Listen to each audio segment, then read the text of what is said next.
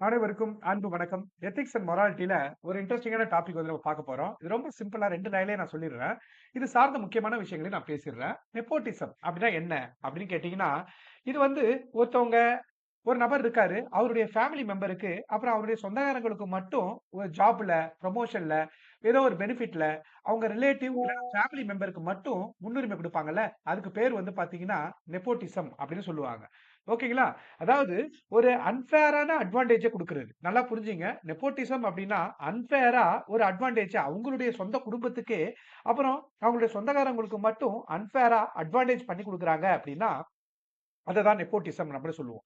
இத அநியாயமா முன்னுரிமை வழங்குறது. அவங்களுடைய ஃபேமிலி மெம்பர் மட்டும், அவங்களுடைய சொந்தக்காரங்களுக்கு மட்டும் முன்னுரிமை குடுத்தா அதுக்கு பேரு நெப்போட்டிசம்.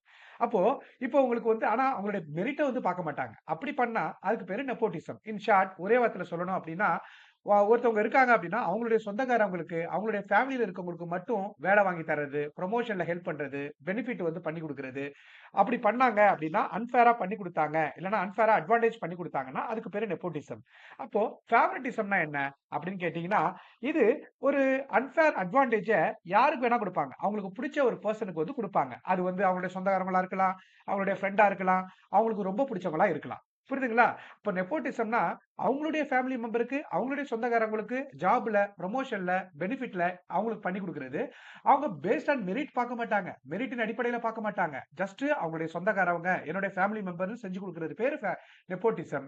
அப்போ ஃபேவரட்டிசம்னா என்ன? அப்படின்னு கேட்டீங்கன்னா, இதுவுமே அதேதான். அன்ஃபேர் பிரிஃபரன்ஸ் டூ அவனுடைய ஃபிரெண்ட்ஸுக்கு, அவனுக்கு ஹெல்ப் பண்ணக்கூடிய அசோசியேட்டுக்கு பண்ணி குடுக்குறது வந்து ஃபேவரட்டிசம் அப்படின்னு நம்ம சொல்லுவோம். அதாவது அவங்களுக்கு பிடிச்சவங்களுக்கு, நண்பர்களோ, இல்ல விருப்பம் அவங்களுக்கு பிடிச்ச யாருக்காகச்சும் அநியாயமா முன்னுரிமை வழங்குனா, அதுக்கு பேரு ஃபேவரட்டிசம் அப்படின்னு நம்ம சொல்லுவோம். இப்போ நெப்போட்டிசத்துக்கு ஒரு எக்ஸாம்பிள் சொல்லணும் அப்படின்னா, ஒரு மினிஸ்டர் வந்து பாத்தீங்கன்னா, அவருடைய சன்ன வந்து அப்பாயின்ட்மென்ட் பண்றாரு.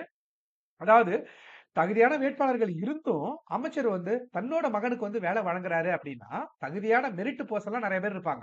ஆனா ஒரு அமைச்சர் வந்து தன்னுடைய மகனுக்கு வந்து வேலைய குடுத்தாரு அப்படின்னா, இது பேரு ஒரு உறவினர் பாரபட்சம் அப்படின்னு நம்ம சொல்லுவோம். இது வந்து நெப்போட்டிசமா இருக்கிறாங்கன்னு அர்த்தம். இப்போ ஃபேவரட்டிசம் அப்படின்னு பார்த்தீங்கன்னா, இப்போ ஒரு பேங்க் எடுத்துப்போம். அந்த பேங்க்ல வந்து பார்த்தீங்கன்னா, நெறைய பேர் வொர்க் பண்றாங்க. சீனியர்லாம் இருக்கிறாங்க. ஆனா அந்த பேங்க் மேனேஜர் என்ன பண்றாருன்னா, அவருடைய குளோஸ் ஃப்ரெண்ட மட்டும் என்ன பண்றாரு அப்படின்னு கேட்டீங்கன்னா, நெருங்கிய நண்பருக்கு வந்து பாத்தீங்கன்னா, பதவி உயர்வு வந்து வழங்குறாரு. அப்படின்னா, இதுக்கு பேரு ஃபேவரட்டிசம். அதாவது பிடித்தவர்களுக்கு பாரபட்சம் அப்படின்னு சொல்லுவாங்க. புரியுதுங்களா? அப்போ இன்னொரு டெர்ம் நம்ம தெரிஞ்சுக்கணும்ல. நெப்போட்டிசம்னா அவங்களுடைய ஃபேமிலி மெம்பருக்கு, ரிலேட்டிவ்ஸ்க்கு வந்து பாத்தீங்கன்னா, ஒரு அன்ஃபேரா அட்வான்டேஜ் பண்ணி குடுக்குறது அப்படின்னு நம்ம பார்த்தோம். அன்ஃபேரா பிரிஃபரன்ஸ் குடுக்குறது அப்படின்னு நம்ம பார்த்தோம்.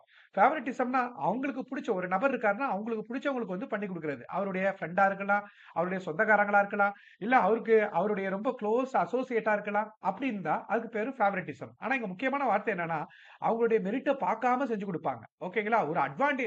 ஒரு தவறா இத வந்து செஞ்சு குடுப்பாங்க. அப்போ இதுக்கு அப்படியே ஆப்போசிட் பார்த்தீங்கன்னா, நடுநிலைமை அப்படின்னு நம்ம சொல்லுவோம். இம்பார்ஷியாலிட்டி ஒரு பெர்சன எப்ப நம்ம இம்பார்ஷியல் மனிதர் அப்படின்னு நம்ம சொல்லுவோம்னா, எல்லாரையுமே அவர் வந்து ஈக்குவலா ட்ரீட் பண்ணாரு அப்படின்னா, அவரு இம்பார்ஷியல் பெர்சன் அப்படின்னு நம்ம சொல்லுவோம். இம்பார்ஷியாலிட்டினா நடுநிலைமையோடு இருக்கிறது. எந்த ஒரு பயாஸ்டும் இல்லாம, ஃபேவரட்டிசம் பண்ணாம, டிஸ்கிரிமினேஷன் பண்ணாம இருந்தாரு அப்படின்னா, அத இம்பார்ஷியாலிட்டி அப்படின்னு நம்ம சொல்லுவோம். இப்போ ஒரு ஜட்ஜ் வந்து பாத்தீங்கன்னா, ஒரே லாவ வந்து எல்லாருக்கும் வந்து பாத்தீங்கன்னா அப்ளை பண்றாரு. ஒரே சட்டத்த எல்லா குடிமகனுக்கும், அது பிரசிடென்ட்டா இருக்கட்டும், ஒரு கடைக்கோடி மக்களா இருக்கட்டும். எல்லாருக்கும் ஈக்குவலா அவர் வந்து அந்த சட்டத்த வந்து அப்ளை பண்ணாரு அப்படின்னா, அதுக்கு பேரு தான் இம்பார்ஷியாலிட்டி அப்படின்னு நம்ம சொல்லுவோம். புரியுதுங்களா? அப்போ இங்க பயாஸ்னா என்னது? Personal inclination. அதாவது ஒருத்தவங்கள வந்து சப்போர்ட் பண்ணுவாங்க, இல்ல எதிர்ப்பாங்க. அன்ஃபேரா ஓகே. அன்ஃபேரா வந்து பாத்தீங்கன்னா சப்போர்ட் பண்ணுவாங்க. இல்லன்னா அன்ஃபேரா வந்து எதிர்ப்பாங்க.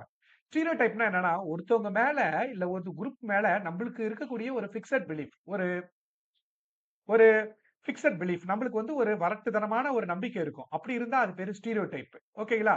பிரெஜுடிஸ் அப்படின்னா என்னது? எந்த ஒரு எவிடன்ஸுமே இல்லாம ஒருத்தவங்கள பத்தி நம்பளுக்கு ஃபார்ம் ஆன ஒப்பீனியன். அப்ப ப்ரீ கன்சீவ்ட் ஒப்பீனியன தான் பிரெஜுடிஸ் அப்படின்னு நம்ம சொல்லுவோம். ஓகேங்களா? டிஸ்கிரிமினேஷன்னா என்னது? அப்படின்னு கேட்டீங்கன்னா, அவங்களுடைய ஐடென்டிட்டிய வச்சு ஓகே. அன்ஃபேரா ட்ரீட்மெண்ட் பண்றது. அதுக்கு பேரு தான் டிஸ்கிரிமினேஷன். சாதிய வச்சோ, மதத்த வச்சோ, பாலினத்த வச்சோ, இத வச்சு டிஸ்கிரிமினேட் பண்றது. அப்ப அன்ஃபேர் ட்ரீட்மெண்ட். ஓகேங்களா? நெப்போட்டிசம்னா ரிலேட்டிவ் வந்து ஃபேவரைட் பண்றது. ஃபேவரட்டிசம் அப்படின்னு கேட்டீங்கன்னா, ஃபிரெண்ட்ஸ்க்கு வந்து ஃபேவரைட் பண்றது. இம்பார்ஷியாலிட்டி அப்படின்னு கேட்டீங்கன்னா, எல்லாரையுமே சேமா நடத்துறது. அப்ஜெக்டிவிட்டினா என்ன? அப்படின்னு கேட்டீங்கன்னா, எந்த ஒரு விஷயத்தையுமே ஒரு முடிவு எடுக்குறாங்க அப்படின்னா, அது பேஸ்ட் ஆன் ஃபேக்ட், எவிடன்ஸ். உண்மைய வச்சும், ஆதாரத்த வச்சும் முடிவு பண்ணா, அதுக்கு பேரு அப்ஜெக்டிவிட்டி அப்படின்னு சொல்லுவோம். நன்றி, வணக்கம். ஏதாச்சும் டவுட் இருந்தது அப்படின்னா கமெண்ட் பண்ணுங்க.